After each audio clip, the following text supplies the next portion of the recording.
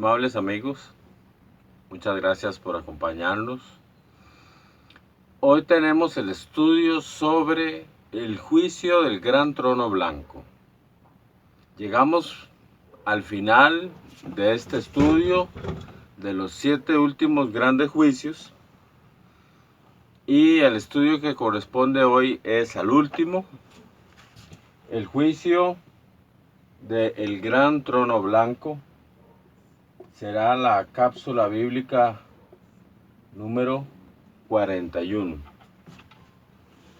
Un tema tremendo, porque esto es trascendental para la historia de la humanidad. El juicio final, como lo llaman algunos.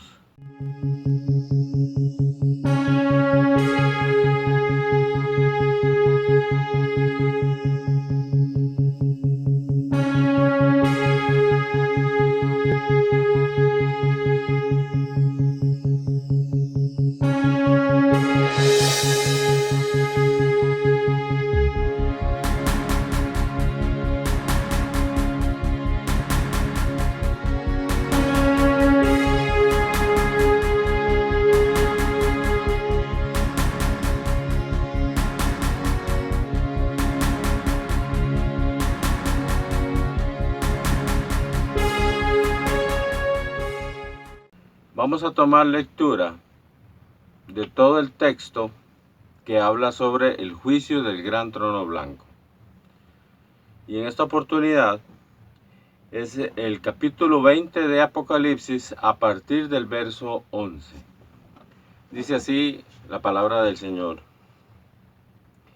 Y vi un gran trono blanco, y al que estaba sentado en él, de delante del cual huyeron la tierra y el cielo, y ningún lugar se encontró para ellos. Y vi a los muertos, grandes y pequeños, de pie ante Dios. Y los libros fueron abiertos, y otro libro fue abierto, el cual es el libro de la vida. Y fueron juzgados los muertos por las cosas que estaban escritas en los libros, según sus obras. Y el mar entregó los muertos que había en él. Y la muerte y el Hades entregaron los muertos que había en ellos. Y fueron juzgados cada uno según sus obras. Y la muerte y el Hades fueron lanzados al lago de fuego. Esta es la muerte segunda. Y el que no se halló inscrito en el libro de la vida fue lanzado al lago de fuego.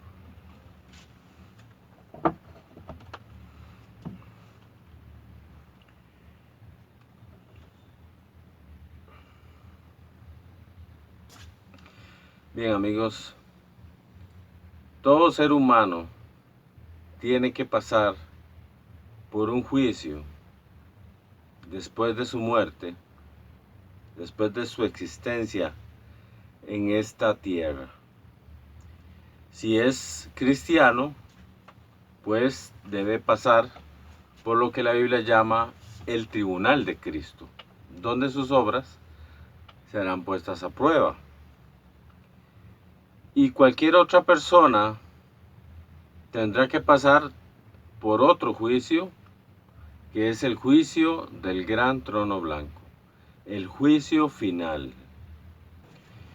Qué tremendo este juicio del gran trono blanco. Se lleva a cabo fuera, se lleva a cabo en el espacio. Dice la Escritura que en ningún lugar se encontró para ellos.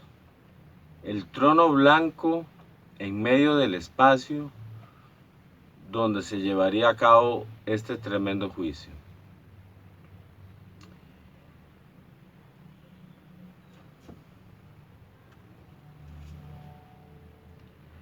Y es que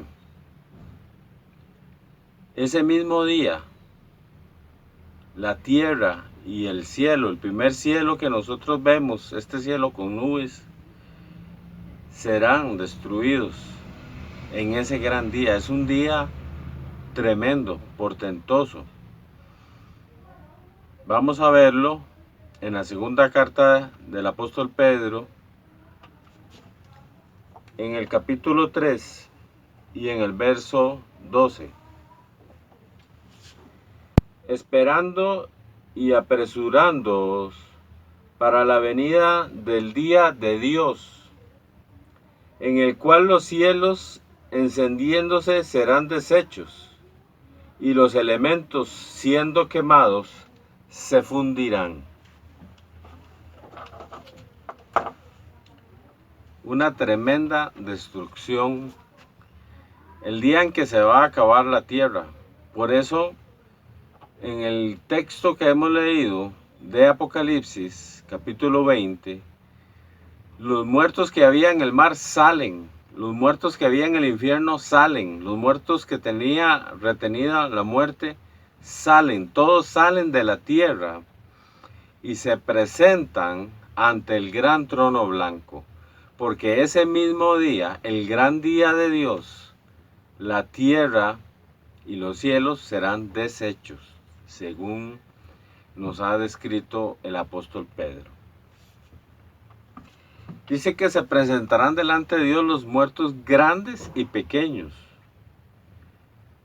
Esto nos aclara que los gigantes también eran seres humanos. Ellos sufrían de una condición que se conoce como gigantismo. Esto es importante aclararlo, porque hay quienes dicen que los gigantes fueron el resultado de la unión de los hijos de Dios con las hijas de los hombres. Y la Biblia es muy clara de que había gigantes antes de que pasara eso. En Génesis capítulo 6. Así que los muertos grandes y pequeños de pie ante Dios. Los gigantes, dice la escritura, que fueron hijos de Anac. Y Anac no era un gigante, era una persona normal. Simplemente ya la condición del gigantismo la tomaron sus hijos y la fueron heredando a sus descendientes. Pero los gigantes del tiempo de David y sus valientes no tienen nada que ver con los gigantes que se mencionan antes del diluvio. ¿Por qué? Porque la Biblia es sumamente clara de que toda persona y animal murió en el diluvio, excepto Noé y los que con él estaban en el arca. Así que no puede haber ninguna relación ni parentesco entre los gigantes antes del diluvio y los gigantes en el tiempo de David. Simplemente compartían que tenían la misma condición que se llama gigantismo. Incluso hoy en día hay personas que tienen gigantismo. Es una condición de un desequilibrio en su salud. Es un desequilibrio hormonal. Y en tiempos bíblicos tenía la característica de que sí les permitía tener fuerza como para ser guerreros, cosa que no pasa con el gigantismo actual. Y los libros fueron abiertos. Amigo, si usted todavía no ha entregado su vida al Señor, sepa que toda su vida está siendo filmada, está siendo grabada.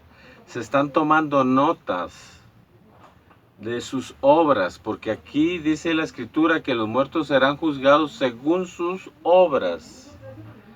Lo que importa son las obras de las personas, no cuánta riqueza tuvieron o no tuvieron, no cuán grandes edificaciones hicieron o no, sino sus obras personales, su forma de ser, sus acciones, las obras de cada uno son lo que diferencian a unos de otros. Un cristiano se diferencia de las personas en el mundo por su manera de ser, por sus obras, por su forma de vivir. Ahora bien, nosotros como cristianos tenemos como fruto las buenas obras, pero las buenas obras no las practicamos para ser salvos. Las buenas obras son un resultado de la salvación, pero con buenas obras no podemos comprar la salvación nuestra ni la salvación de nadie. Las buenas obras son un fruto de la salvación, pero con las buenas obras no podemos salvarnos. Dice el verso 14, y la muerte y el Hades fueron lanzados al lago de fuego. Estos principados y potestades, como la muerte, fueron también lanzados al lago de fuego. Y ya habían sido lanzados al lago de fuego principados como Gog y Magog. El maligno fue ese mismo día lanzado al lago de fuego. Los ángeles caídos y los demonios, por deducción lógica, también fueron lanzados al lago de fuego antes de la muerte. ¿Por qué? Porque en el libro de Corintios dice claramente que la muerte sería el último enemigo en ser destruido. Estamos hablando de los enemigos del orden espiritual, los enemigos de Dios en el orden espiritual, y la muerte sería de los últimos ángeles caídos en ser destruidos. Ya posteriormente, en el séptimo juicio, que es el juicio del gran trono blanco, serán juzgados los seres humanos, las personas. Con relación a ese gran juicio del trono blanco, vamos a leer un pasaje muy interesante en Lucas, capítulo 11. Por cierto, los textos bíblicos que aparecen en verde en esta pantalla se refieren a lo que estoy hablando. Esto para que ustedes puedan buscar y constatar en las escrituras que todo lo que estamos hablando, los temas que estamos desarrollando, son 100% bíblicos. Dice así la escritura: los hombres de Nínive se levantarán en el juicio con esta generación y la condenarán, porque a la predicación de Jonás se arrepintieron, y he aquí más que Jonás en este lugar.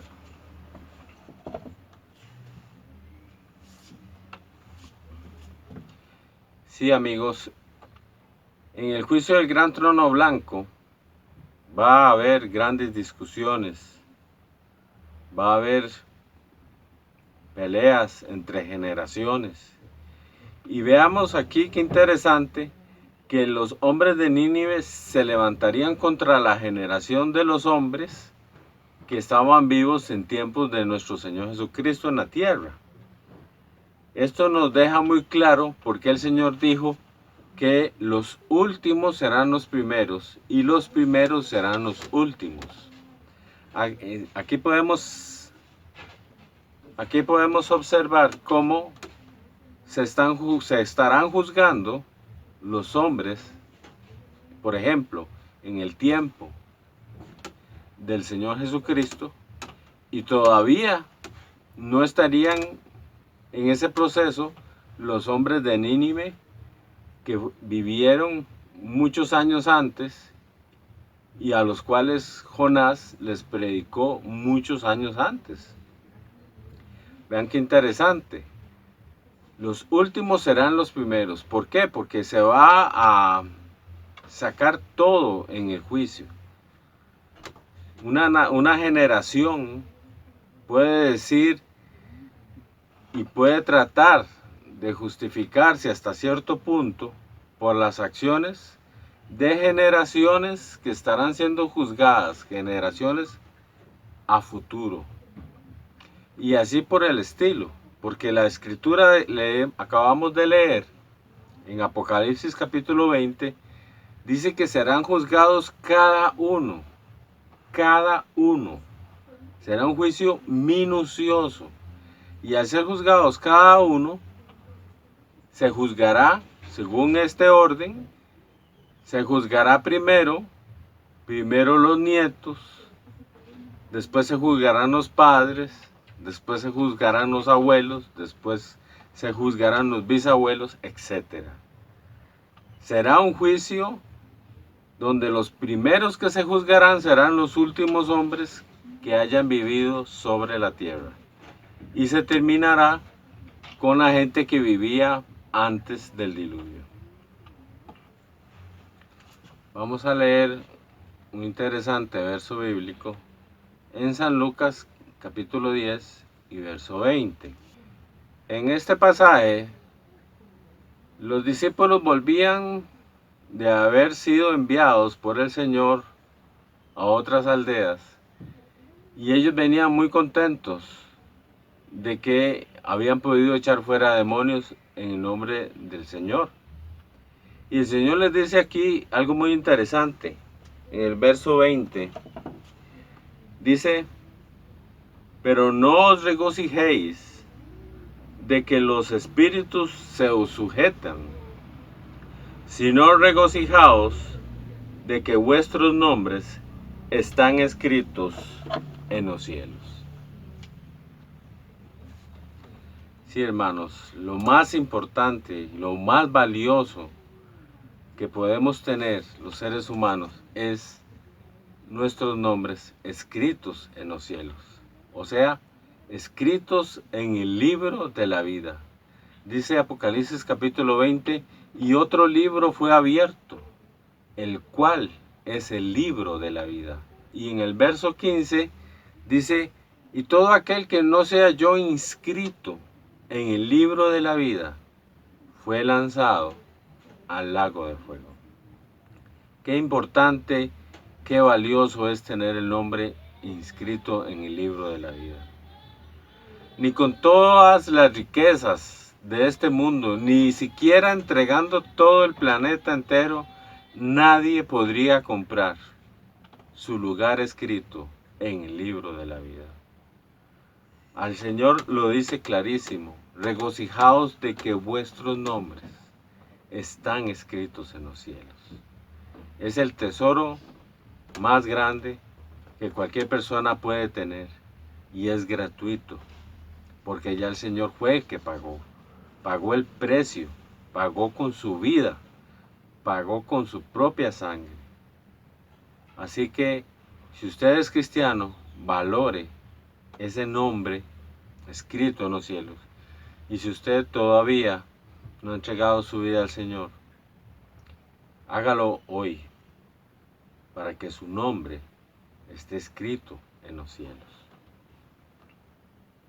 Dice la escritura aquí en Apocalipsis capítulo 20, que los muertos todos frente al gran trono blanco, de pie ante Dios. Qué importante es tener el nombre inscrito en el libro de la vida. Algunos de los que serán juzgados en este juicio del gran trono blanco serán salvos, porque habrá personas que habrán servido a Dios y serán salvas durante el milenio. Sin embargo, al final del milenio habrá una rebelión, guiados por el maligno, reuniendo a Gog y Magog, y muchos le darán la espalda al Señor. Sin embargo, como siempre, habrá habrá un remanente fiel de personas que habrán agradado a Dios. Así que no todos en el juicio del gran trono blanco estarán condenados. Habrá personas que durante su vida, durante el milenio y en otras oportunidades como en la gran tribulación, habrán agradado a Dios, habrán servido a Dios y entonces serán salvos, pero serán por supuesto, lamentablemente, una gran minoría. Qué espectacular, qué tremendo el juicio del gran trono blanco.